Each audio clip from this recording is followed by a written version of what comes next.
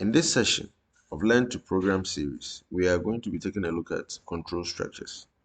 Let's see what they are. A control structure is a block of code that analyzes variables and chooses the direction in which to go. Okay, so let's see what they are. We can liken an algorithm to a book that contains the procedure for making specific recipes. So a lot of us enjoy specific meals, but we tend to forget they have a procedure to bring them alive, right? Now, a book that contains directions explaining how to cook or prepare some foods, various kinds of foods, is what we refer to as a recipe book, right? So let's see how the whole thing goes about. We are going to define some terms. Now, throughout the session, I'll be talking about food, but I'll be using it to liken the term we call an algorithm. Okay. Now, what is an algorithm? Now, from the definition on board, it says a procedure for solving a problem. So, if I want to cook rice, the procedure to cook rice is what the computer people are going to refer to as an algorithm, right? Now, there is something also called a pseudocode. Pseudocode is more or less the same thing like the algorithm, but it's more or less not in any particular language, right? Uh-huh. Something abridged for you to get a clue as to how the whole procedure is all about. Written in, someone will say shorthand form, but it's more or less a fake code. That's why it's not in any particular language. Written in English, right? We'll see examples of those as we proceed. The next thing in line is flow of control or execution, which is what we are going to be talking about today, which is the control structures.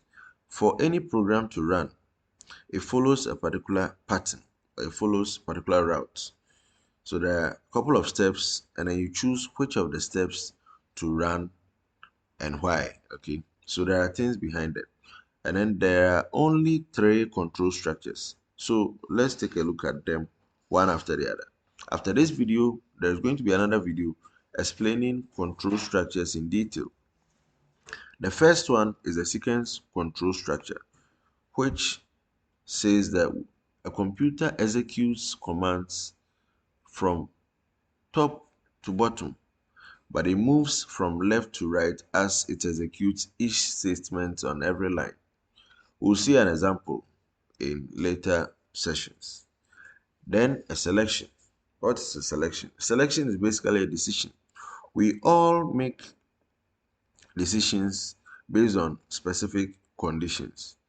So in the morning, if it is 8 o'clock, I will go for class. It is a decision. Until the time is 8, I will not go. I'm part of the latecomers, so I'm saying that. And then we have a repetition.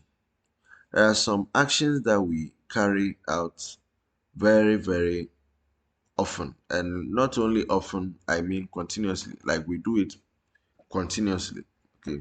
There are instances when we know how long we are supposed to run those actions or perform those activities. And there are instances when we do not know.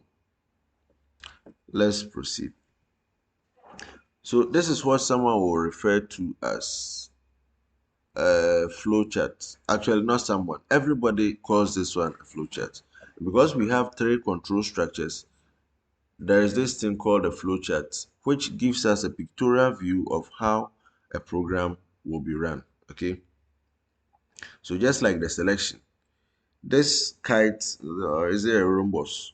Whichever thing it is in there is more or less standing for the condition that we check before performing an action. So imagine we are coming from the top here and then we check a condition. Okay, if the condition is true, we do what's inside this box. If the condition is false, we do what's inside this box.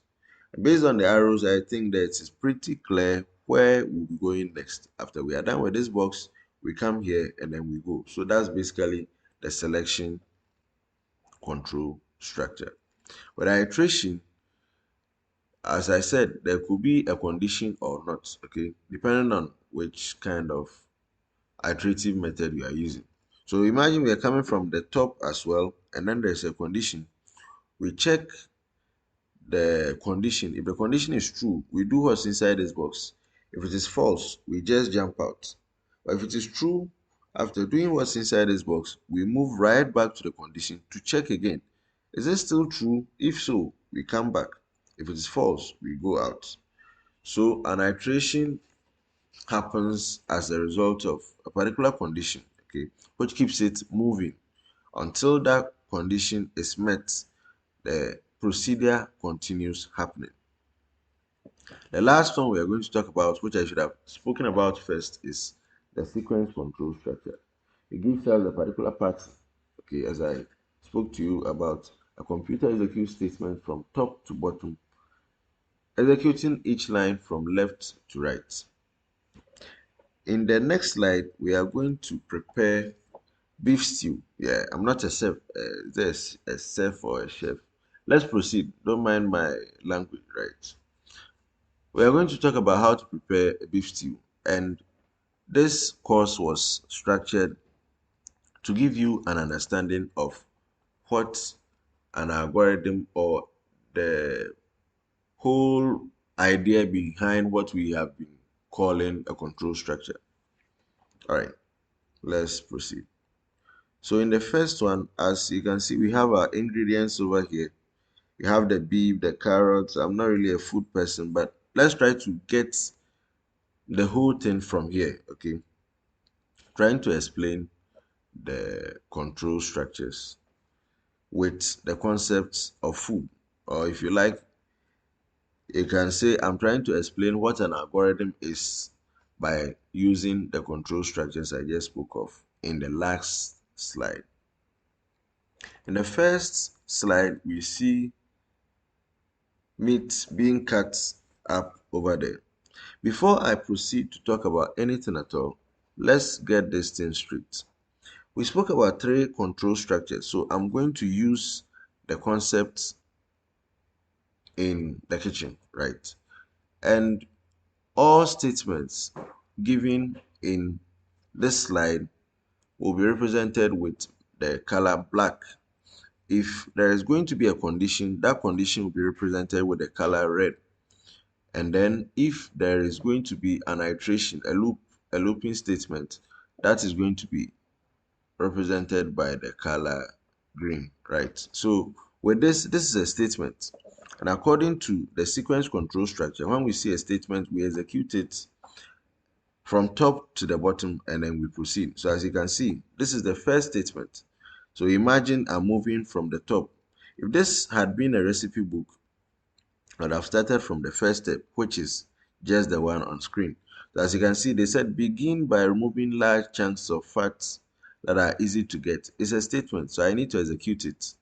So on the left, I just did. I removed large chunks of fat from the meat. Okay. Then we move to the next statement. So according to the sequence, I move from top to bottom. Okay. So season the meat with salt and pepper, which is exactly what was done on the left side, right? So I've executed this.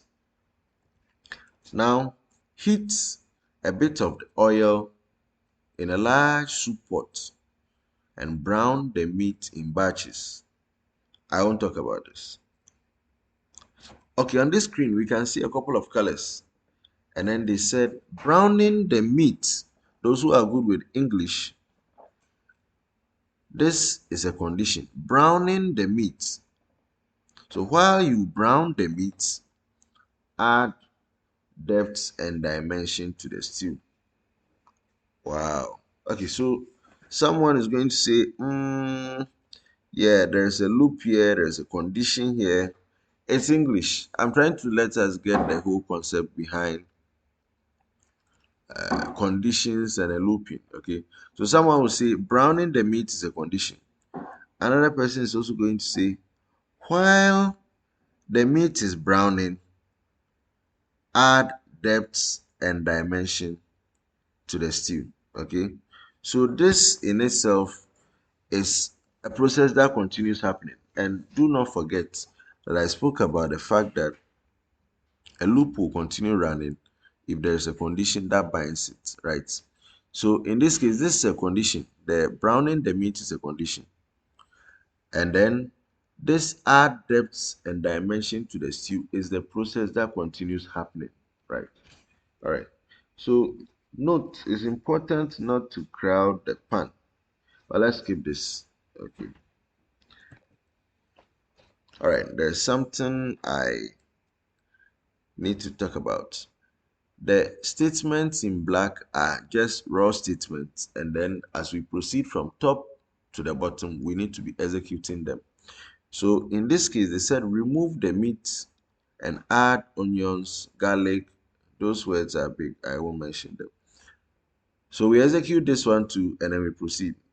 The beef stew is almost ready. Let's see what's next. There's something here I need you to take note of. We have a keyword, until. So until is trying to give us a clue that there is a condition. So cook. The food is already on the pot. It's on the pot, on the fire. And we are supposed to cook, do a particular thing until. So there is a condition. The condition is the one written in red. Until. So the until tells you that you are going to do something for a long period of time. Until we get a condition, which is the vegetables being softened, we are not going to stop. I want to believe this is general knowledge, but this is how the whole programming thing is all about. We do some things continuously until something causes us to stop. We execute statements from top to bottom. Okay, so that's how the whole thing is all about. I'm not going to talk plenty. We've seen keywords like until, we've seen something like then, we've seen something like for. Now let's take a look at this. I'm going to talk about them in the next video. They said add the tomato paste and cook for. So the for tells you that you are going to do the cooking over a period of time. But you know, the for they give us when we are ending for a minute more. So we are doing the cooking for an extra minute. So we know when we are ending, that is when the minute reaches. Okay. Now up here with the until, they didn't give us a particular time range. They said cook until vegetables are softened. We don't know when the vegetables are going to get softened. Let's take note of these scenarios. We'll talk about them when we handle looping in detail. There's another statement. And then there's a statement here we need to take note of. Stir until the flour is dissolved. So as I said, the statements in red are conditions that have to be met before the loop stops. As you saw, the green signifies a loop is underway. So stirring is the procedure we continuously do, and then until the flour is dissolved, we do not stop stirring. So that is the condition that binds the loop. There's another statement that has to be executed. So moving from the top, we've executed statements, we come across loops, we come across decisions, and then we handle them. That is how programs are written. This is another example. Boil, bring to boil, then cover and braise in the oven for 2 hours. So they give us time when we are ending. And then this is a loop. So this statement is going to happen or get executed for as long as this 2-hour period is not due. After 2 hours, this is also a condition. Then the black statement will be executed. After this condition is met, then we need to execute the next statement, which says add the carrots and then the potatoes. It's quite unfortunate that the session was more about food than the programming you expected to learn, but this is what the whole program is all about. to get you the understanding needed to be able to solve a problem. In the next video, we are going to take a look at variables and how to apply them in writing our programs. Do not forget to subscribe to our YouTube channel. Follow us on our social media handles. This is Apex Computing.